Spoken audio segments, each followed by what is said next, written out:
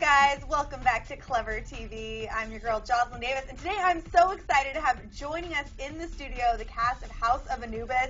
It's so nice to see you guys and meet some of you for the first time.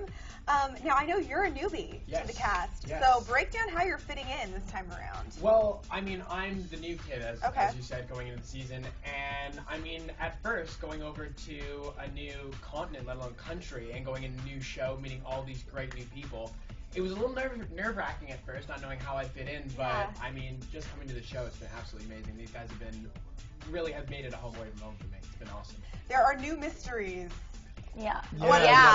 There's a lot to look forward to. Okay. Well, this season, what's wonderful is we have almost sort of direct continuity for like a new term. So it starts off with Nina returning back into the school and discovering that the sort of mystery that was solved basically has a lot more sort of depth to it, and hence Sabuna start going into a lot more details as the continued mystery that they have to uncover, really. Yeah. Crazy, and I love that it's set at boarding school. I went to just like normal public school, but there's always this like romanticized notion of living at boarding school. I mean, is that what it's really like? No, I can tell you. Speaking on behalf of the guy who went to boarding school. No, I remember when I left Downside, my boarding school that I went to, and I came onto the set to see House of Anubis for the first time. I thought, oddly enough, this isn't actually too far off what I'm used to, because everything was very pristine and very sort of well kept, and you know, hundreds of years old. It's supposed to be within the House of Anubis, and that's very similar to what was going on in my school. It's weird. Now, you guys, we kind of talked about this a little bit off camera, but it seems like the shooting schedule is like fast and furious because there's so many episodes. Yeah. What is shooting like? And you guys probably have so much fun together, like hanging out. Oh, it is. It's a lot, but I mean, it is go, go, go. I mean, the amount of episodes they're trying to shoot in the period of time they're shooting, so many to do and get out at a certain point in time. It definitely keeps us going, for sure. We never have a dull moment. But I mean, with all of us on set, we're always having a little laugh here, a little laugh. No, the best was so that we wouldn't go over time whenever we finished. At 6 o'clock, which is an hour before we wrapped, the crew would come out and bring the Sands of Horus, and it was an hourglass. It was a prop. And they called it the Sands of Horus. And Nick, who was the AD, who's in charge of keeping the schedule and keeping us on time, would freak out. Like, get that out of my face. I don't want to see it because look at the time and stress me out. Exactly. And they'd always be like, watch the sand. He'd hide it. They're like, watch the sand. Yeah. And Dave, our cameraman, would always have it whilst he was filming, so he'd just be like, holding And on the last day, they did like an African chant. They came out with drums and a tambourine. They're like the Sands of Horus. Oh my god. A lot of the comedy comes down to the crew. Yeah, definitely. Has to be said. It's so funny. I don't even know how you keep like a straight face. No, we don't. We struggled. It's really hard. When you've got to get a scene done and it's 6 o'clock, like Jade, if Jade is on set, and she just, you know, when someone's sitting next to you and they're like, and you just, we can't look at each other. Like, sometimes the director would be like, someone give that line to someone else. And Jade would be like, no, I can do it. Don't stop it. I'm so sorry. And she'd sit there, but it's just, it gets to a point where you're in a scene, and if Jade starts laughing, I can't look at Jade in a scene. No, I can't. And then I can't look at Brad in a scene if he's laughing too, because Brad never laughs. Brad's like the serious one. He'd sit down and he'd be like, guys, we have to finish this scene. Professional. And then Jade and I are just sitting there like, shaking. It's so hard. We're all such good friends. It's like, you know, you have that contagious laughter. So bad. We've all lived with each other for so long. It's so contagious, and it'll just go. And when you've been working for 10 hours, you kind of feel like a laugh. But then you can't laugh, and you've got to get this done because it needs to air. But that pressure makes it even worse. And you want to laugh even more. So would you guys say that there are any highlights, like any episodes that you're looking forward to seeing most? Maybe because there was something funny going on behind the scenes, or just like an episode that you loved the mystery and the intrigue? I don't want to give anything away. Oh, that's true. But there's a few, that's the thing. We have 90 episodes, all of which within each one there is always a cliffhanger at the end of it, and they're incredibly good. The writers at doing that, so there's so much to look forward to. However, I will say that I was really looking forward to how people respond to Eddie. Yeah, how do you feel? Eddie's really cool. And that episode's now come out, and I think. I haven't seen it yet, but I've just heard from what we've seen on Twitter and what we've seen on the site that it's been received really, really well. Yeah. Now, the other thing that I love about this show and the fact that it's on Nickelodeon is that it's the first live action, shot in another country, which is so groundbreaking and cool. What's that been like for all of you guys? Like, you guys are from the U.S., you're not, you're from England, I'm guessing, right? I mean, well, when I auditioned, I got told nothing. I didn't know it was for the U.S. I didn't know it was Nickelodeon. I didn't know anything about the character. It was just, I just went to the audition. I was doing my finals, and the audition happened to be next to my library.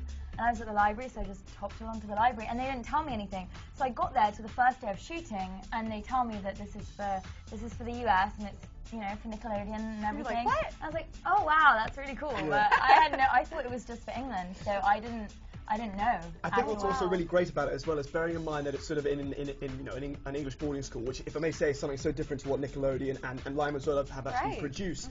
I think the fact that it's based in Liverpool and in the UK kind of gives it that real sort of, again, uniqueness just because of the location of it. And it's very easy to kind of emulate what you see on a daily basis in the UK and then bring it back into Anubis, which is quite nice. And here are you guys, the luckiest people ever who get to go and live overseas. I mean, what's that been like for you? It's funny because I moved out to LA to do acting, and I never would have thought it would send me out of LA. Yeah, exactly. But it's been an incredible experience. I feel so lucky to have gotten a job that's allowed me to travel and allowed me to meet other people and work in another country, because that's really rare. And I've learned a lot, and it's been now 2 years that I've spent half of the year abroad, and I've kind of created a home away from home for myself, and that's something that I think is really special. It's been really, really amazing. It's absolutely amazing. I mean, being able to go over and the cool thing over there, I mean, you take advantage of it more than I do, but over on the weekends, you can skip off to France for the weekend. You go to Spain. Au revoir. I was so close. And actually, exactly, when you first arrived, I remember Natalia when she first arrived, I took her down to London, and we had like a little time to share with me and my brother and a friend of yours, and that was nice. And I did the same. With Bergman, like the sort of emissary. Okay, so let's talk a little bit more about this specific season. I know that we talked about maybe some mysteries. Is there anything new that's happening? Of course, your edition, but is there anything new that fans can look forward to in the coming episodes? There's more like romance. It's kind of romance. It's just such a roller coaster because there's Nina and Fabian, and they're all over the place, and then Amber's like desperate. Amber's desperate for them to be together, and she's just pushing them like, come on guys, be together. And Nina and Fabian are like, this isn't your relationship, get out. But that's a really big part, because I know the fans love Fabina, which Amber created. I love that. So Fabina, Nina and Fabian. So I think that's the romance, and then you've got some. We won't say, don't say. Drama. Yeah. Like because of the romance. There's so many stories going on at the same time, all kind of interrelating, and there's just so much more. It's like everything is a whole new level. Mystery, adventure, romance, drama. Yeah. What I quite like though about this season is that pretty much with regard to probably to every single character, the mystery and the social lives, the romance. What's very nice is they actually become entwined very often. So, for example, some of the romance that potentially goes on between Mara and Jerome may or may not happen, depends on what exactly goes on with the mystery, whether or not Jerome can, certain aspects of his personal life can be uncovered, and how Mara's involved, and, we see what happens with Eddie as well, if there's any romance going on there. As the bad boy, he might well have something going on. Yeah, I was going to say, just sort of summing up what they're saying as well, is like, if there's a lot going with Jerome, there's a lot more social connections. I mean, the mystery is heightened, and then as well, hopefully the fans, as we've all fell in love as we were reading it, just the connections between the characters. Seeing whether this goes up, who likes who, who doesn't like who hates who. So it's very intertwined as it goes throughout the series, and not even romance, just friendships as well. Definitely. Just simply friendships. Yeah, exactly. Kind of I mean, Sabuna obviously means the bad, the ugly. Exactly. Sabuna means that different friendships come and go, and then also what happens just as the storyline progresses. Eddie, perhaps, and Fabian and Jerome. And Joy's back to stuff. Exactly. Just so much going on. I love it. Now, I love that you mentioned the fans. Someone was talking about the fans, and you have fans around the world. How have your guys' lives changed as a result of, I know you're soon to find out, or you probably are finding out, right?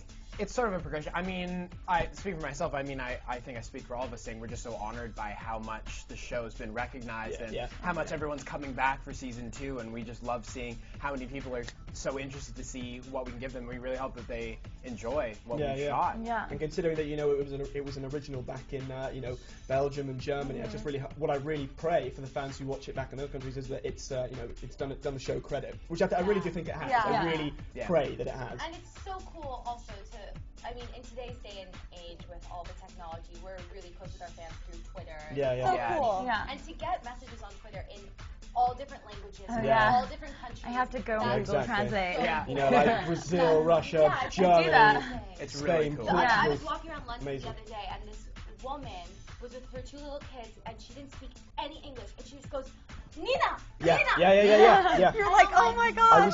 I was in. We have Poland. I know. All she could say, everybody communicate through language. You're the common bond. And that was really cool. And thank you, all of you, for coming in. This is such a treat. Thanks for having us. Of course. And you guys out there watching, thanks so much for watching Clever TV. For all the details on House of Anubis, when it airs, and lots of 411 on these guys, check out our info section below. And as always, stick with us because we'll have all the entertainment news you can handle. I'm Jocelyn Davis. We'll see you guys next time. Bye, guys. Bye. Goodbye.